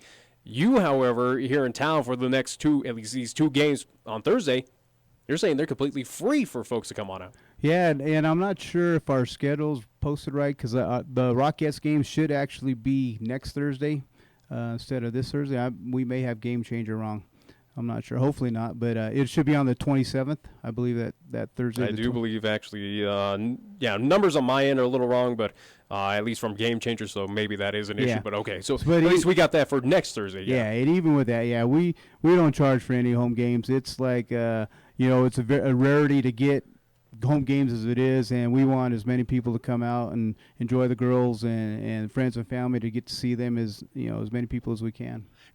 At this time of year, there's times where we're sweating bullets. It's about 90 degrees out there, and then there's times like this year, the anomaly year, where we're just getting wet every day. And I was thinking about this, and I might have asked you this question before, Adam, and if I did, I apologize. It's called a senior moment.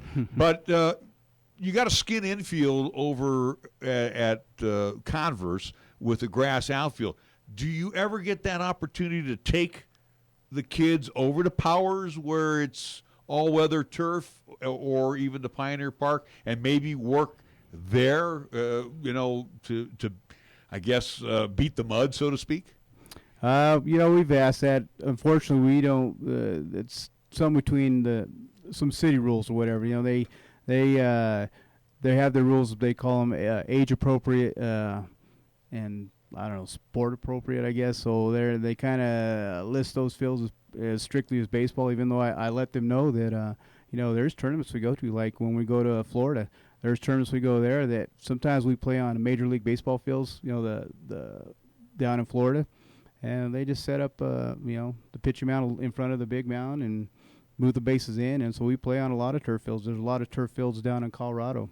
I remember seeing one like that at Castle Rock. Castle Rock, because I played down there at the one field where they had the softball mound, and then they had to take that off, and then you go back to the regular mound. And there's a number of the high schools in Colorado that have their turf softball fields, and so we see it a lot. But right now the city doesn't allow us to get on the turf fields. It's been a back and forth question throughout the years. There you go. Let Nick get you involved. He'll get you on those fields. I'll gladly fight for you, or at least try to get that at least situation all taken care of. But as you're talking about not getting those opportunities in trying to prepare your team for like that again, where that national tournament is on your radar and you want to be successful as you've been year in and year out, but. Is there any way that Cheyenne Extreme is able to simulate that here in town? I mean, are there ways that you can prepare yourself for fields like that?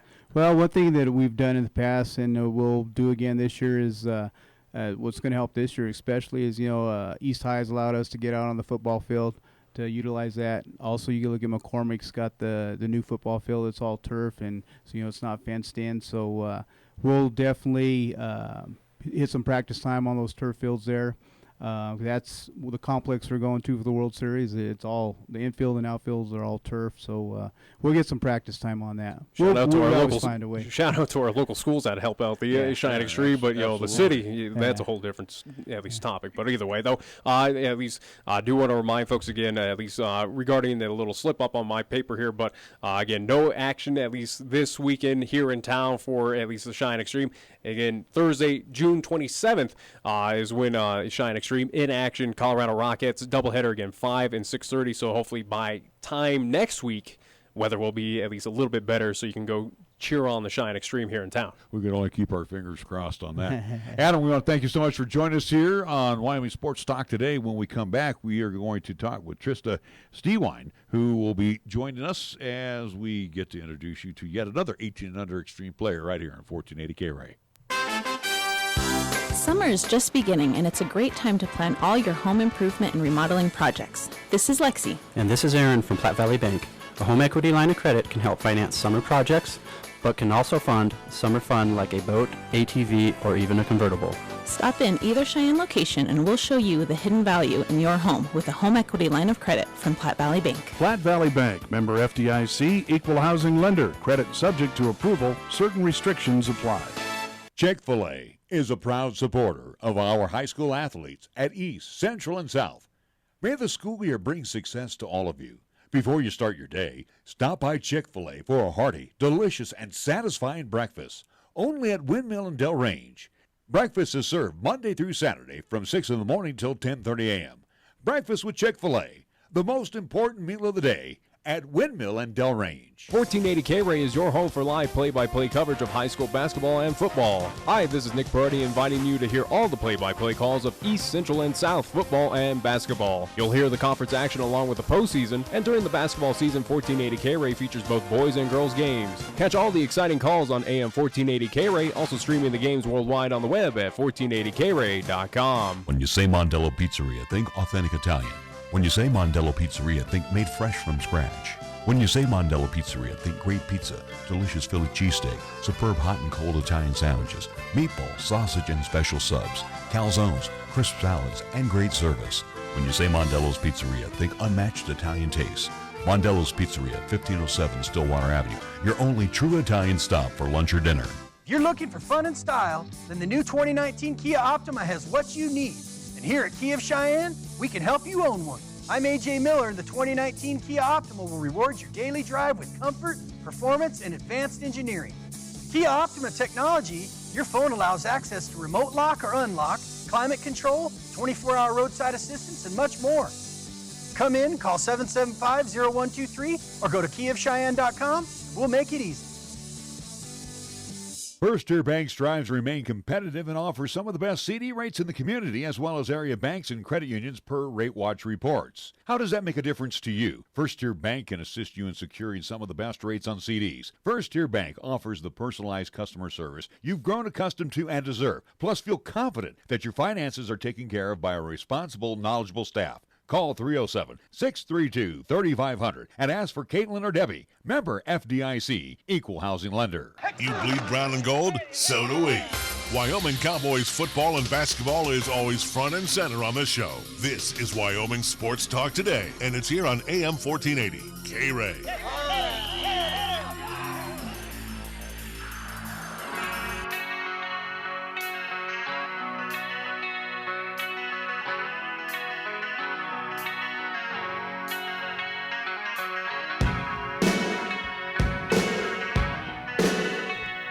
Welcome back to Wyoming Sports Talk today. It is our pleasure to talk with Trista Stehwien. I hope I said that right, Trista. And she is going to be a freshman coming up next year. So she's been doing her schooling at KRAE. So I guess the first question that comes out of my mouth to you, Trista, and thank you for joining us, is you're playing with a lot of older kids. Is that a little intimidating?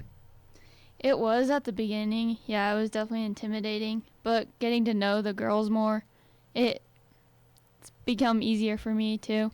Just pushing me to get better. Is there any added pressure for you, Trista, or at least any feeling, at the beginning of the season, even to now, where, again, you are kind of the young one, a part of this team where you are dealing with 18, 17-year-olds or veterans who have been playing for a lot longer.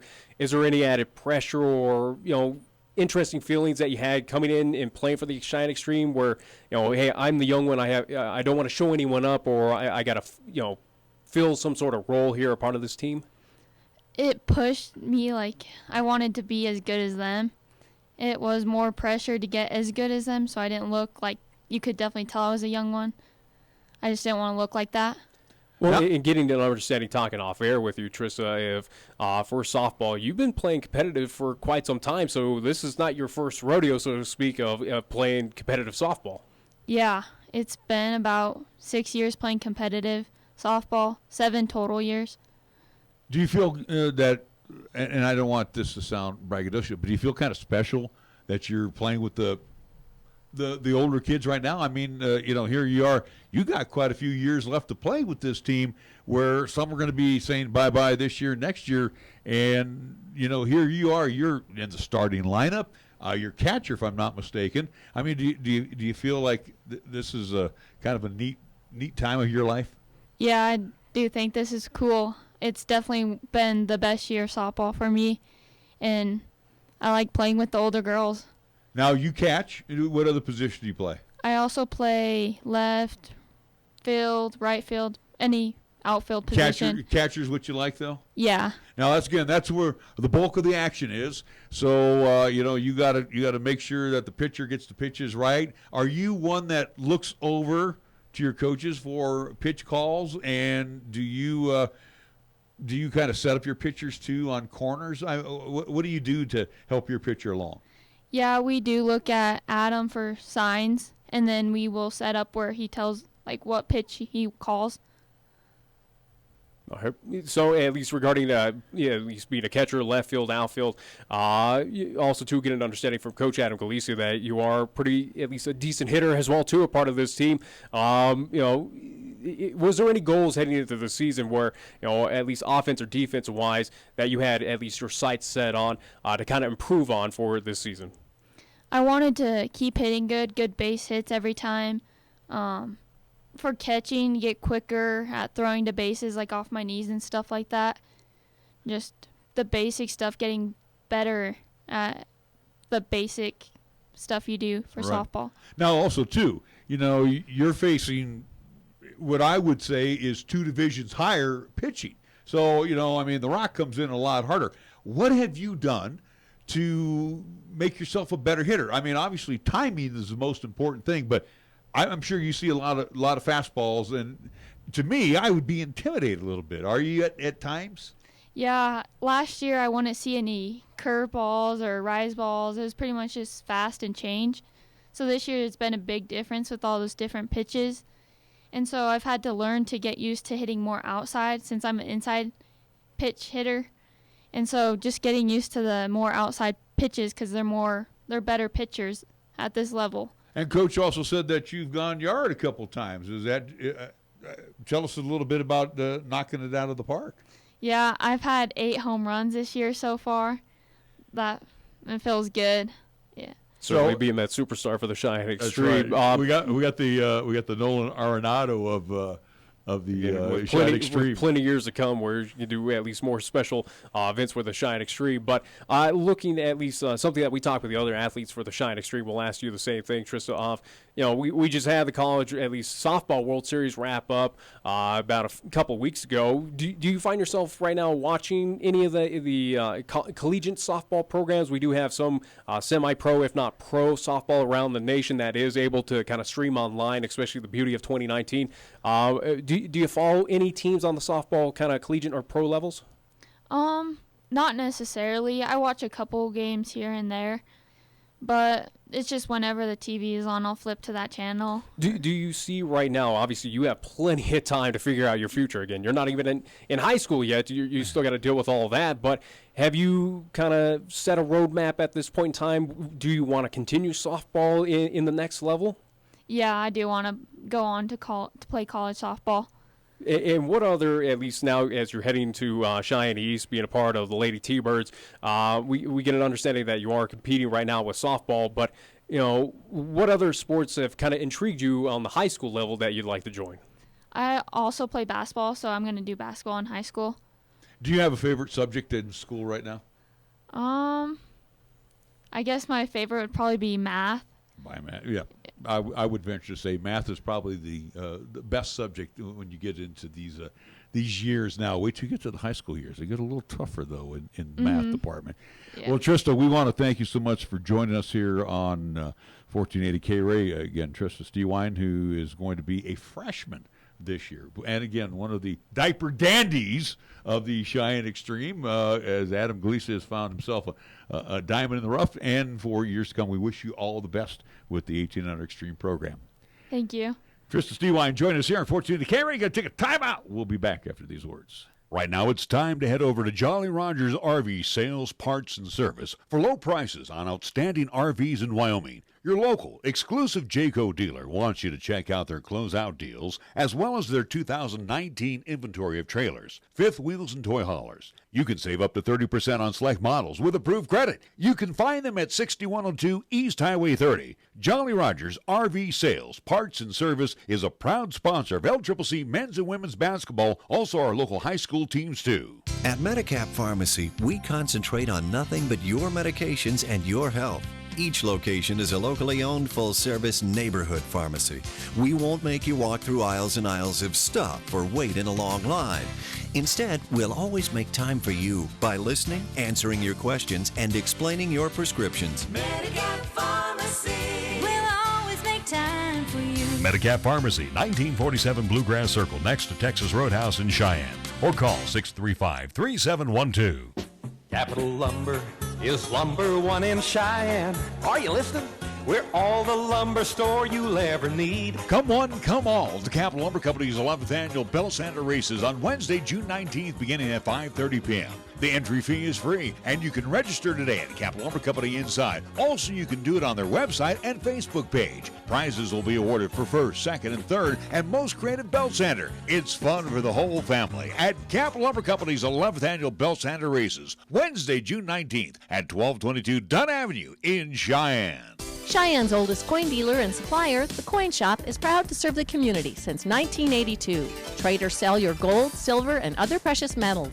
Visit with David and the knowledgeable staff for a fair and honest assessment of your valuables. Located at 510 West Lincoln Way. Call them today at 778-7196 to schedule your personal consultation.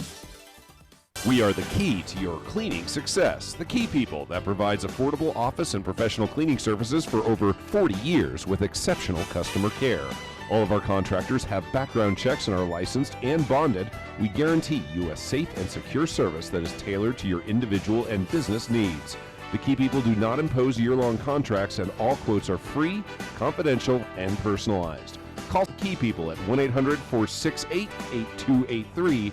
That's 1-800-468-8283. Hop into the KRAE Time Machine each Monday through Thursday for the golden age of radio, featuring famous radio classics such as Jack Armstrong and Suspense Theater, along with pioneers in the entertainment industry like Bob Hope and Abbott and Costello, along with many other performers who've captured our ears many, many years ago. Join us for the golden age of radio Monday through Thursday, 8 until 10 p.m. on 1480 KRAE, also 101.1 FM, and you can also stream all of our programming on 1480krae.com. Here's the latest weather forecast on 1480 KRAE. Weather-wise for today, mostly cloudy with a chance of showers and thunderstorms all day. Expected daytime high of 66. For tonight, mostly cloudy. With showers and thunderstorms likely, our low dropping down to 46 degrees. Tuesday's forecast continued mostly cloudy with showers and thunderstorms likely. Look for a daytime high of 67. And for Tuesday night, mostly cloudy with scattered showers and thunderstorms, our low dropping down to 46 degrees. We're taking Cheyenne, Wyoming Sports Talk Radio to a whole new level. This is Wyoming Sports Talk Today. Don't look at me. I think these people are completely nuts. Stop this crazy thing! And it's only here on AM 1480 KRAE.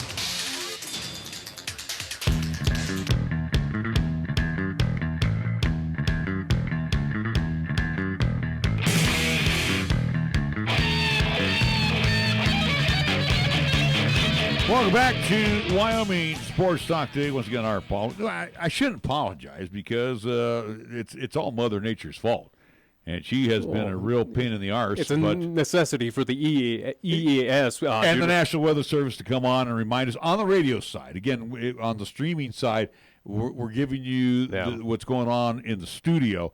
But again, we're getting interrupted from time to time. The latest is more flash flooding that is now trucked eastward. Yeah, towards Pine Bluffs. That at least portion of Laramie County, again, as it heads out. These storm systems moving out east towards Nebraska. So right now, again, new updated, at least here in Laramie County, would be Pine Bluffs is right now under a flash flood warning as well. Again, here in Cheyenne, we are still in effect until for about another hour 20. Again, 6 o'clock is the end time for that flash flood warning. So again, they advise you of avoid low roads or at least roads that are flooded. Do not drive through them. If you see water rising, again, move to higher ground as soon as possible. So again, that is what's happening with this storm system that is moving through, again, Laramie County, heading out to Nebraska as well, too. So folks in Kimball, maybe even all the way up north, Gering, Scotts Bluff might be feeling some effects as well. Well, let's move our thoughts to basketball because you posted something here just a little while ago. But I do want to mention this. Well, there's a lot that has happened in NBA, whether it was today or, again, the past weekend. Now, right now, according to the Caesar Sportsbook, says best odds to win the 2020 title. Warriors now 3-1 favorites. Which is, again, Caesars had them at 11-1. Again, I'm looking at it right here. No, I get that. It does update it. You know, obviously with what happened this past weekend. Lakers 9-2 now. Yeah, where they are pretty much across the board. Lakers are the big favorite, even though they unloaded house, but they got their man. And let's talk about, and we'll get to the Lakers here. We got time. First off, I want to mention the Golden State Warriors. Took out a full-page ad in Monday's edition of the Toronto Star to congratulate the Toronto Raptors on their NBA title. I think that's classy. Which is nothing new. I mean, baseball has done that. Hockey does that. I know, but it says the Golden State Warriors congratulate the Toronto Raptors on their historic achievement and bringing the 2019 NBA championship to the city of Toronto, according to the ad. Now, they have a big parade going on today. Well, they already did. They had a parade going on, so 1.5 million fans turned out for the parade. And what do you got? In downtown Toronto, you had shots fired? Reports there at Toronto police were, and again, I do believe from the reports of this story, or at least from the police there in Toronto, was it wasn't in the bulk of the, at least, parade route, or at least the crowd. It was kind of in the fringe areas away from the parade route, at least from our understanding, because shots were fired. Folks were seriously injured, rushed to hospitals.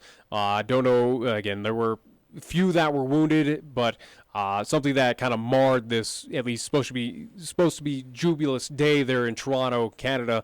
Unfortunately, does get overshadowed by a couple idiots, a couple thugs out there that had to ruin or just commit stupid acts in this crowd. Again, a part of these crowds, whether it is Golden State celebrating out in Oakland, you see some of the crowds for St. Louis, Boston winning their World Series. It gets pretty deep. There are a lot of fans are all clumped together.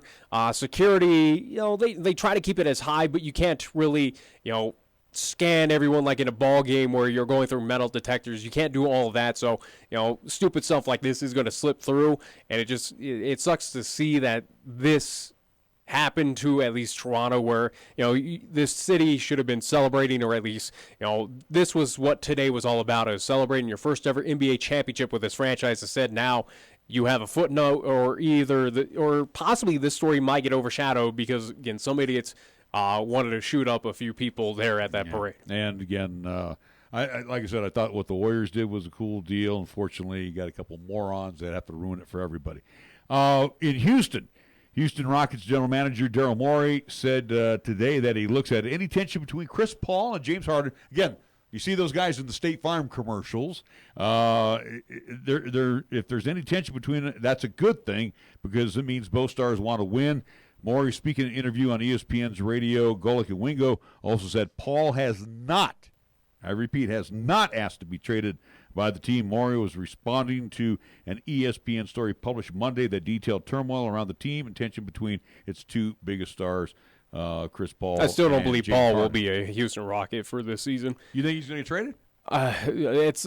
It has to be. I mean, Houston's got to realize that Chris Paul is not the Chris Paul of old. He was not what he was in New Orleans. He is not what he was with the LA Clippers. He is definitely trended downwards. Again, he's still a good player, but he is not in his prime. He is not a playmaker. And again, he's off injured. And for Houston, again, for a Rockies team where now you're looking up to, obviously you're looking up to Golden State. Now you got to worry about the Lakers, possibly. And let's talk about the big news over the weekend. Well, I'm just saying for Houston, though, you need to make moves because now other teams are making moves in front of you to better themselves, to vault over you, the Houston Rockets, or whoever else in the West, if not the entire NBA, to, again, get that, at least obtain that NBA championship. So the Los Angeles Lakers over the weekend tried to be the New York Yankees of the NBA as they brought in Anthony Davis. And this could be the first of several moves by the Lakers. But what they also did, too, they unloaded house. They got rid of Brandon Ingram, Lonzo Ball, and Josh Hart. And which two out of the three, I was going to say, 2 out of the 3 were, at least, again, with Lonzo, he is still kind of projected as being at least an all-star caliber player. Certainly needs time. Brandon Ingram's pretty good, too. No, absolutely. Again, that's what I was kind of getting to. Again, Brandon Ingram, at least a potential, at least all-star player as well, or at least 2 entities that are still developing. They were developing in Los Angeles with the Lakers, but now they'll have a chance with New Orleans, again, under Alvin Gentry. But you look who won or lost as we play these games with these trades. Lakers, I would give more advantage of, yes, they won, but how much did they give up for the potential I think the Pelicans came out big time in this trade because, first off, Davis wasn't happy. I say both teams won, but I think New Orleans got more of a bargain than I LA think did. they get 3 guys and the number 4 pick. Oh, by the way, they have the number 1 pick too. Yeah. So forget about it. They got 2 first-round picks, 1 and 4. New Orleans is not going to be a team that is going to win this season, maybe not even next season, but this is a team, the Pelicans, a franchise to keep an eye on for the next couple 3, 4, 5 years of what they do, where this team is developing. Again, it has a lot of young players right now, but you have a very, very potential, at least solid core that could do some damage in the West, especially if they are to pick up Zion. Again, you have Lonzo, you have Brandon, again, Drew Holiday as well there. You have a serious lineup that can do something very special in years to come. But again, this is where the Lakers gave way too much up. All right. I think so. I think of where, what we were talking earlier with baseball with the Giants, where Giants want to win now, or at least back in 2010, 2012. Right. They wanted to win now. They went after the big names. They got those trades, but they gave away everything, the farm. They gave all their picks. Well, and again, this is what the Lakers just did. The Lakers gave up the number 4 pick this year's draft. Then the Lakers' 2021 pick only if it falls within the top 8. Otherwise, converted into the Lakers' unprotected 2022 first-round pick. Then they swap rights on first-rounders in 2023, and the Lakers' unprotected first-round pick in 2024, with New Orleans holding the option to pass on that 2024 pick in favor of the Lakers' unprotected 2025. The protections protect the Pelicans, not the Lakers. Well, yeah, again, Lakers are just showing, hey, we don't want to go to the draft. We want to win now. We want championships now. We want to take advantage where Golden State might be a little bit down in the Pacific, where we have an option to vault over the LA Clippers as well, too, and whoever else. Obviously, they still got to vault over Sacramento, too. But this is telling me that Lakers are saying, we're not building for the future. We did that. It didn't work for us. We want to win now, and we're willing to give up everything for that championship. So what do the Lakers have next on the table to offer? Not a lot. Not a whole lot. Again, you got to go deep in the bench, and again, what they can offer. Do I expect LA to trade in anymore? Again, what they're going to have to buy. They're going to have to buy, and again, there are a lot of free agents, so for them to pick up, whether it is, the rumors have been circulating with Kemba Walker out of Charlotte, even though he says, I want to stay a Hornet. Kyrie Irving has a possibility to rejoin LeBron, but we'll see if they want to, pair up once again. Obviously, Kevin Durant is an option, but again, KD is out for the entire year. Klay Thompson has been tossed to join the LA Lakers as well, too, but again, he'll be out for a majority of the year. But that's where Lakers are going to try and buy this, at least literally buy the championship is, again, in this free agency. That's like the old George Steinbrenner Yankees right now. That's the mentality. I don't think it's going to work. I really don't. I think Davis is a good basketball player. I'm not going to take anything away from him. Tag teaming with LeBron is going to be good. But right now, There's not a supporting cast. No. And we saw that in Cleveland. You had Love, you had Irving, you had LeBron. Well, you saw even with Love where I would say Anthony Davis is a much better player than Kevin Love Absolutely. is. But we saw where Kevin Love got overshadowed by LeBron, where Kevin Love was a second thought in Cleveland as a big man and really didn't do anything. He was just there to kind of get those rebounds. He wasn't an offensive production value at most times. It was pretty much it's LeBron, and even when paired with and then you had Kyrie, Smith, and then you had bit players that came in. Yeah. And again, that couldn't carry them the championship. The one year that they beat the Warriors, boy, they got lucky. And thanks to Commissioner Silver, that's the only reason why they won that championship, because they got rid of Draymond Green. They suspended him in Game 5 with the Warriors leading 3-1. Do I understand why Vegas is now putting L.A. in the favorite spot, or at least Absolutely. Anthony Davis, it. they're saying his stock is still high. And Davis did not want to be in New Orleans anymore. And I think management realized that. And management addressed that even during the season of saying, they were at loggerheads with each other. They just didn't care. Yeah. And Davis still has a lot of seasons left in him. But with LeBron and him now, you got to get some other pieces in there. And they will. They will. Again, it will be kind of short term, or at least you have to be very select on the pieces, though, Nick, because and just for argument's sake, they bring in Kyrie. Yeah, you got to have enough basketballs for these guys. Everyone wants to touch the basketball and score 30 points a game. And again, that's not hard to do. You see that with Golden State, where you have 4 entities that want the basketball, or at least I would say a good 3. They're unselfish. They are unselfish. Where Anthony Davis, I wouldn't call him selfish, but it is, especially it's about him. It is at least in New Orleans. It was all about him. Obviously in Los Angeles last year, what we saw with LeBron, it is about him. He is back into his selfish role clearly. Kyrie, I think, definitely would want to take the charge and get those points. So you might have a butting of the heads, but not saying that it's not possible. But you do have 3, or at least so far 2 big egos with a potential 3rd, potential 4th, where it might do more harm than it does good for the LA Lakers. But we'll see, obviously, at least next season, what it does. But for the Lakers, as they prove that they want to win now, do they go after Kevin Durant? Again, a guy who's out the entire season, he's been shut down. So you're without him for 1 whole year. You still got to pay him. You still got to figure out a contract length to say, hey, we got to keep you on. But basically for 2019, 2020, here's free money. Klay Thompson, if you go after that route, it's another situation of where for the majority of the season, you got to pay him. And there's no guarantee that he'll be healthy or he's going to come back at any point in time for the LA Lakers. But will those pieces lie? Will, for instance, a Kawhi Leonard, will Kawhi be interested to join the LA Lakers? Again, where he's pretty much said, hey, I won my championship. He wanted out of Toronto, didn't like that trade. He has no interest in being the Raptors, and he did what he needed to do there. Does he now go down and add something? But I think also, too, he adds a little bit of ego and a little bit of, hey, I want the ball, and it's all about me. So breaking down this trade, LA definitely, they won in a small stint with picking up Anthony Davis, again, an all-star player, guy who's going to be a dominant big. That should be a big playmaker for the Lakers if he is able to get that ball from LeBron James and whoever else might be a part of this team next year. But I think the major winner so far of the trade in the offseason have been the New Orleans Pelicans. Not for next season, but for the years. Future. Yeah, for years on. And you look at the Warriors, and again, you threw out Klay and you threw out Durant. The Warriors also, if they lost one of them, they also can. If I'm reading this right.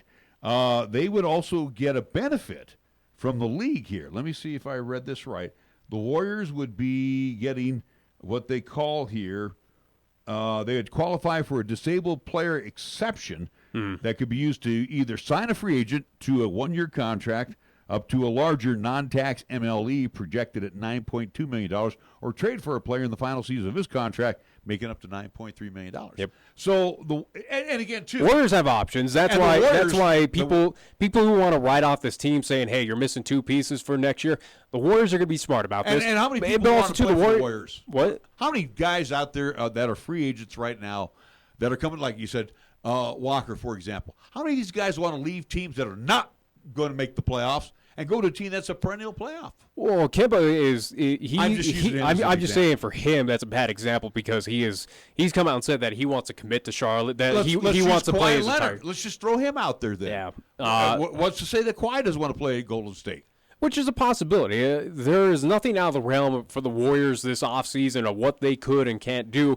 They've already come out and said that they're going to give Supermax contracts to both Clay and Kevin Durant. They've come out and said, yes, we're gambling on them. Again, this year, we're still going to give them that money and those contracts to bring them in. But of what they do in the offseason to pick up someone to fill in for a year or two to, maybe it's not a superstar, but, here maybe they land a Kawhi or find some way to bring him in for a year. The possibilities are there. The Warriors are going to be smart about this, but also, too, it is a team that is pushing, well above the cap where they don't have a whole lot of leeway too. They, the luxury tax is killing them right now as well. But, here's the thing too. Let's look at the Warriors, what they have done over the last 3 seasons. Who would have thought that they were going to land Kevin Durant? I mean, with all the rumors that were going around, next thing you know, he's signing with the Golden State Warriors.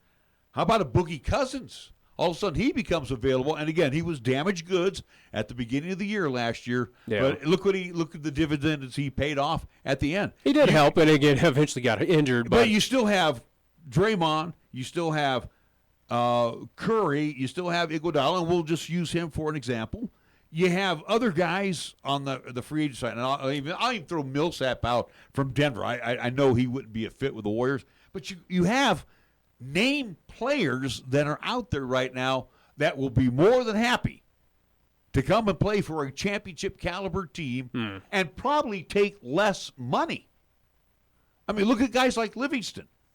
It's not about the money. They like the championship atmosphere of playing with the Golden State Warriors. And that might be where, again, for Anthony Davis, for some players, we saw it with Kevin Durant, where they want, and obviously with DeMarcus Cousins, they want to win championships. They've played enough that they want to start winning titles. They want to build on their career and have that opportunity. Well, there are teams out there, like, for instance, Golden State, that is going to give you that opportunity.